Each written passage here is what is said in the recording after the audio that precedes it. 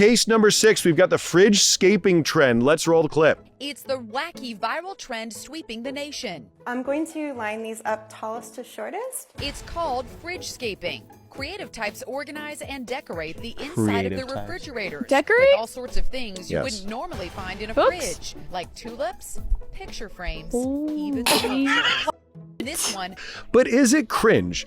I mean, it is her refrigerator and it is her property. She can do whatever she wants with it.